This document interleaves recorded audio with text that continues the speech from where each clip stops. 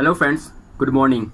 IB security assistant जो candidate अभी interview देने जा रहे हैं, जैसे कि अक्टूबर से मैं सुन रहा हूँ कि इंटरव्यू उनका है, तो यहाँ मैं अपना प्रीवियस एक्सपीरियंस ये शेयर करूँगा पर्टिकुलरली कि आईबी सिक्योरिटी असिस्टेंट में मेरा सिलेक्शन क्यों नहीं हुआ था और किस जगह मैंने गलती करी थी। वो जो इंटरव्यू का जो टाइम है वो थोड़ा सा मैं आप लोगों के साथ में शेयर करना चाहता हूँ, ताकि आपके पास अभी भी समय है और इस समय में आप उन सब चीज़ों पे काम करो जिसमें मैंने गलती करी थी। तो थोड़ा सा बैकग्राउंड नॉलेज के लिए मैं आपको बता देता हूँ कि हम लोगों का जो आईबी एग्ज़ाम जो 2018 बैच का जो हुआ था, आपका T1 ठीक गया था, मेरा T2 भी ठीक गया था। और जब इंटरव्यू के लिए कॉल आया तो ऑब्वियसली हम लोग बहुत खुश थे कि यार हम लोग पहली बार आईबी में इंटरव्यू देने के लिए जा रहे हैं। और ये मेरा अपना अगर मैं बताऊं तो ये मेरा फर्स्ट ऐसा एक्सपीरियंस था कि जहां मैं इंटरव्यू के लिए फेस करने जा रहा हूँ इंटरव्यू, यानी कभी मैंने ज़िंदगी में कोई एग्ज़ाम क्लियर की नहीं थी और कभी इंटरव्यू में मैं गया भी नहीं था, तो ये मेरा फर्स्ट टाइम था। और यहाँ क्या हुआ था कि जो कि ये मेरा फर्स्ट टाइम और फर्स्ट अटैम्प्ट में ये इंटरव्यू था, तो मुझे इंटरव्यू के बारे में बिल्कुल नहीं पता था। और उस समय में यूट्यूब पे इंटरव्यू के बारे में उतने गाइडेंस नहीं थे, जो भी थे वो फॉर्मल जो गाइडेंस होती है, आपका नाम वगैरह पूछ रहे हैं, इंट्रोडक्शन पूछ रहे हैं, ये सब चीज़ थे। लेकिन एक्चुअल में उस दिन मेरे साथ क्या हुआ, उस चीज़ का गाइडेंस यूट्यूब में तो बिल्कुल मुझे नहीं मिला था। और अनफॉर्चुनेटली लास्ट में वही चीज़ हुआ जिसको मुझे सबसे बड़ा डर था, सिलेक्शन नहीं हुआ। तो आप बताते हैं क्या हुआ कि सबसे फर्स्ट में ये हुआ कि इंटरव्यू जब हम लोग देने जाते हैं तो सबसे पहले हम लोगों का डॉक्यूमेंट वेरिफिकेशन चेक होता है। जो भी आप डॉक्यूमेंट फॉर्म फिलअप के समय में टिक किए हो या लिखे हैं, वो सारे चीज़ उन लोग चेक करते हैं। उसके बाद आपको एक सीरियल नंबर अलॉट कर दिया जाता है, और सीरियल नंबर अलॉट करने के बाद आपका इंटरव्यू 4 कैंडिडेट करके, यानी 4 कैंडिडेट करके आपको अलग अलग बिठा देते हैं। पहले एक साथ ग्रुप में बिठाते हैं, उसके बाद 4 कैंडिडेट को आगे भेजते हैं, उनका इंटरव्यू ख़त्म होता है, फिर 4 को भेजते हैं।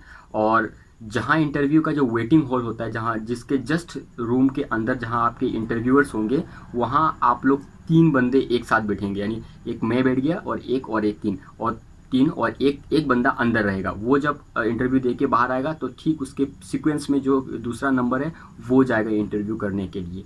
तो जब मेरा बारी जब आया था, तो जो फर्स्ट जो बंदा गया था, तो उसको देख के मैं नर्वस हो गया था। तो मतलब जबकि उसका फर्स्ट है तो उसको नर्वस होना चाहिए था, लेकिन मैं नर्वस हो गया था। और मैं इतना ज़्यादा नर्वस हो गया था, और ओवर थिंकिंग, मतलब ये क्या पूछेगा नहीं पूछेगा, ये सब चीज़ माइंड में उस समय एकदम चल रही थी। और तो ये कहीं ना कहीं सबसे ख़राब चीज़ होती है कि अगर जब आप इंटरव्यू देने जा रहे हैं तो दोस्तों आप लोग एकदम फ्री माइंड से जाना, एकदम कोई भी चीज़ का आपको टेंशन नहीं लेना है। कुछ भी पूछ दे, कोई दिक्कत नहीं है आपको।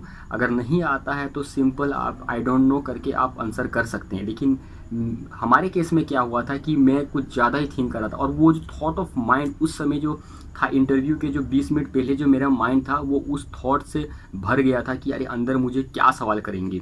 तो ये चीज़ आप लोग को नहीं करना है। और जैसे ही मैं एंटर हुआ, जैसे नॉक करके एंटर हुआ, तो नॉक करने की ज़रूरत नहीं पड़ती है, नॉर्मली वो हल्का सा खुला रहता है, आप मैं आई कम इन बोल के आप अंदर आ सकते हैं। तो मैं जब गया तो मैंने विश करी उनको, यहाँ तक तो मैंने ठीक करी। लेकिन जब उन लोग सवाल जब पूछ रहे थे, जैसे कि सबसे पहला मुझे सवाल पूछा था कि मेरे फाइल देखिए उन लोगों ने, और उन्होंने कहा कि इंट्रोड्यूस योरसेल्फ। तो जब मैं इंट्रोड्यूस कर रहा था, तो मैं जिसने मुझे सवाल करी थी, मैंने आई टू आई कॉन्टैक्ट उनसे आंसर के समय मैंने उतना नहीं किया था, क्योंकि फर्स्ट टाइम इंटरव्यू था। और मुझे अंदर से अजीब सा फीलिंग आ रहा था, अजीब सा इन द सेंस कि मुझे आई टू आई देखने में थोड़ा सा डर लग रहा था उन लोगों से। तो ये चीज़ आप लोग नहीं करना, मतलब जो आपको सवाल कर रहे हैं, जो इंटरव्यूअर आपको सवाल कर रहे हैं उसको भी देखना है, और साथ में उनके साइड में जो 2 रहते हैं उनको भी बीच बीच में देखना है। और एक हल्का सा आप जब आंसरिंग करते हैं तो हल्का सा एक स्माइल दे सकते हैं। इससे क्या होता है कि एक आपका इम्प्रेशन एक बहुत बढ़िया जाता है, मतलब एक आपका एटीट्यूड उससे नज़र आता है। तो ये चीज़ मेरे में कहीं ना कहीं कमी थी। और दूसरी कमी क्या थी कि जब मुझे कुछ सवाल पूछा, जैसे कि एक सवाल मुझे अभी याद है कि मुझे व्हाट इज़ क्राउड फंडिंग के बारे में उन्होंने पूछा था।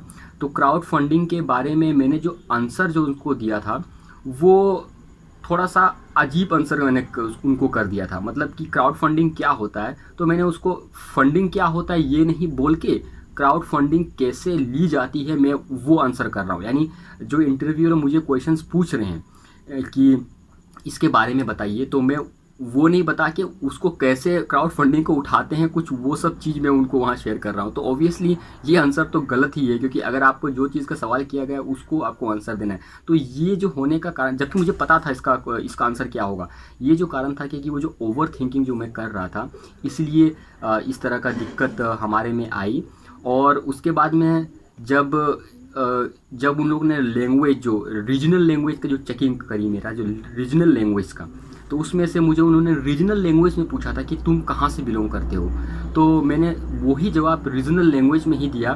तो यहाँ एक हल्का सा मिस्टेक मैंने क्या कर दिया कि जब मुझे उन्होंने मेरा लोकेशन के बारे में पूछा, तो मैंने सिंपली जो एक किताब में लिखा होता है बस वही मैंने उनको बता दिया। जैसे कि मैं एक डिस्ट्रिक्ट से बिलोंग करता था, हाँ मैं इस डिस्ट्रिक्ट से बिलोंग करता हूँ और यहीं रहता हूँ, और बस इतना ही बता दिया। जबकि मैं ये भूल गया था कि मैं आईबी में इंटरव्यू दे रहा हूँ। तो आईबी वाले आपको आंसर जो उन लोग मांगते हैं वो इस तरह का नहीं मांगते। आप जिस डिस्ट्रिक्ट में हैं तो उस डिस्ट्रिक्ट में इन डिटेल आपको बताना है कि क्या क्या है। जैसे कि अगर मैं कोई डिस्ट्रिक्ट में हूँ तो उस डिस्ट्रिक्ट में खास बात क्या है, उसके अगल बगल कौन से डिस्ट्रिक्ट है, कौन सी बाउंड्री है, ये सब चीज़ मतलब उन लोग चाहते हैं कि थोड़ा सा आप एक्सप्लेन करें। मतलब कि इससे उनको ये मालूम चलता है कि आपका उस एरिया को देखने का नज़रिया कैसा है। तो जो भी फ्रेंड्स आईबी के इंटरव्यूज़ अभी दे रहे हैं, और अभी इस वीडियो का प्लेलिस्ट में आप देखिएगा बहुत सारे ऐसे वीडियोस हैं जो मैंने आईबी से रिलेटेड शेयर करी है। आप लोगों ने बहुत प्यार दिया है इस चीज़ के लिए, तो इस वीडियो को एक बार आप लोग देख लीजिएगा। और यहाँ कुछ इंपॉर्टेंट चीज़ मैंने हर वीडियो में आपके साथ शेयर करी है, कैसे ड्रेस कोड है आपका वो सब भी करी है शेयर।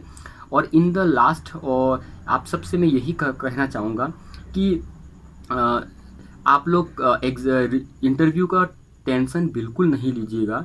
जितना जानते हो, जो जानते हो बहुत जानते हो, बस उस सवाल और उस आंसर का ये चीज़ सोच के लीजिएगा कि आप इंटेलिजेंस ब्यूरो में इंटरव्यू देने जा रहे हैं, क्योंकि ये दूसरे डिपार्टमेंट जैसा नहीं है। ये आईबी एक अलग डिपार्टमेंट है और उसमें आप जा रहे हैं, तो उसका आंसर भी थोड़ा सा यूनिक होगा। जैसे कि मैंने आपको कहा था कि वो जो डिस्ट्रिक्ट के बारे में, तो आपको अलग अलग डिटेल्स आपको बताना है, क्योंकि आप आने वाले समय में ऐसे ही चीज़ में काम करोगे जहां आपको हर एक छोटी से छोटी जो डिटेल्स हैं वो डिटेल्स का ध्यान रखना बहुत ज़रूरी है, क्योंकि आपके ऊपर पूरा देश का नेशनल सिक्योरिटी आपके अंडर में रहेगा। तो आपको जो इंटरनल सिक्योरिटी है आपका, वो चीज़ में डिटेल्स बहुत मैटर करती है क्या।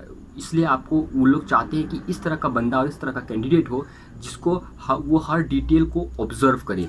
और एक चीज़ मैं आप लोगों को यहाँ कहूँगा कि जब आप लोगों को बैठने को दिया जाएगा, जैसे कि यहाँ जो इंटरव्यू से बाहर में आप लोगों को सबको, जितने भी कैंडिडेट्स हैं, आप लोग को कहीं कुर्सी लगा देते हैं, कहते हैं कि आप लोग यहाँ बैठो, तो यहाँ आप लोग चुपचाप ही बैठिएगा, मतलब इधर उधर नहीं कीजिएगा। और मेरे समय में मैं कुछ ज़्यादा ही घुल मिल गया था कि इधर से उधर कर रहा था। मतलब इधर कभी उधर बैठा, कभी इधर बैठा, कभी उधर बैठ के गप लगा। अरे क्या हम लोग क्या वहाँ इंटरव्यू के समय क्या गप करने आए हैं क्या। तो ये चीज़ हम लोग ने करी थी कि हमारे फ्रेंड्स ने, बहुत सारे फ्रेंड्स ने बैठ के हम लोग गप कर रहे थे, मतलब एक तरह का डिस्कशन कर रहे थे, जो कि बिल्कुल नहीं करना है, क्योंकि वो जगह डिस्कशन के लिए नहीं है आपके लिए। आप वहाँ इंटरव्यू देने आए हैं, डेट्स इट सिंपल है। उसमें आपको अपना क्या कहते हैं, एक अपना अलग दिमाग नहीं चलाना है। तो हम लोग मतलब कुछ इस तरह का छोटे मोटे गलती करी थी। ये गलती आखिरकार में बहुत ही बड़ा इसका कॉस्ट ये हुआ कि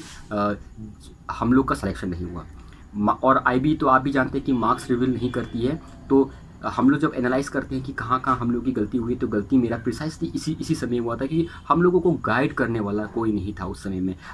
उस समय में अगर जैसे मैं वीडियो बना रहा हूँ, अगर ऐसे कोई गाइड करने वाला होता तो डेफिनेटली मैं इस तरह का गलती इंटरव्यू हॉल में तो बिल्कुल नहीं करूँगा। और आने वाले समय में कोई भी इंटरव्यू जब भी होगा मेरा, तो मैं कभी भी इस तरह का गलती दोबारा तो बिल्कुल नहीं करूँगा। तो फ्रेंड्स, मैं उम्मीद करता हूँ कि जो ये वीडियोज़ देख रहे हैं आप लोगों का T1 स्कोर अच्छा होगा, क्योंकि T1 स्कोर तो रिवील नहीं होता है, लेकिन फिर भी उम्मीद रखिएगा अगर आप इंटरव्यू दे रहे हैं तो आप लोगों का स्कोर एक अच्छे ढंग का होगा, इसलिए आप इंटरव्यू दे रहे हैं और आप इंटरव्यू तक पहुंच गए आईबी का, ये भी बहुत बड़ा अचीवमेंट है।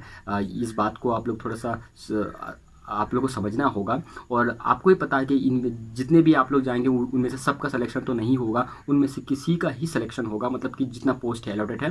लेकिन जो बाकी कैंडिडेट जिनका सिलेक्शन नहीं होगा, तो आप लोगों को निकास ये हरास वगैरह नहीं होना है, और आप लोगों को इसके बारे में ज़्यादा नहीं सोचना है।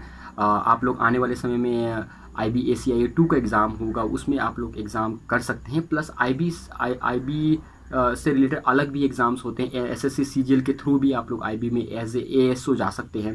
तो बहुत सारे ऑप्शंस हैं आप लोगों का IB में ज्वाइन होने का। और अगर और ऊपर लेवल में अगर आप करना चाहते हैं तो UPSC दे के IPS बन के भी आप IB में डायरेक्ट एंट्री कर सकते हैं। तो IB में जाने का बहुत रास्ता है। तो इसलिए जब भी अगर आप लोगों का रिज़ल्ट नेगेटिव आता है, तो आप लोगों को इसमें ज़्यादा सोचने की बात नहीं है। आप लोग अपने लाइफ में आगे फॉरवर्ड हमेशा सोचना कि अच्छा होगा मेरे लिए, और अपने स्टडीज़ पे लगे रहिएगा। आशा करता हूँ कि ये वीडियो आपको अच्छा लगा होगा, और इस तरह के वीडियोस के लिए आप सभी लोग मेरे इस चैनल को ज़रूर से लाइक, सब्सक्राइब और शेयर करके ज़रूर जाइएगा। मिलते हैं हम लोग नेक्स्ट व्लॉग में। और आप लोग जो बंदे सेलेक्टेड हो जाएंगे, तो डेफिनेटली कभी घूम के इसमें आना, और आप लोग इसमें एक बार कमेंट कर देना कि हम लोगों का हो गया। तो कहीं ना कहीं मुझे बहुत ही खुशी मिलेगा। और ये जो पूरा मैंने प्लेलिस्ट क्रिएट करी थी IB सिक्योरिटी असिस्टेंट से रिलेटेड, तो कहीं ना कहीं इस प्लेलिस्ट का भी उद्देश्य पूरा होगा, और मेरा जो सपना था IB में ज्वाइन होने का, आपके थ्रू कहीं ना कहीं ये फुलफिल भी हो जाएगा। जय हिंद, जय भारत।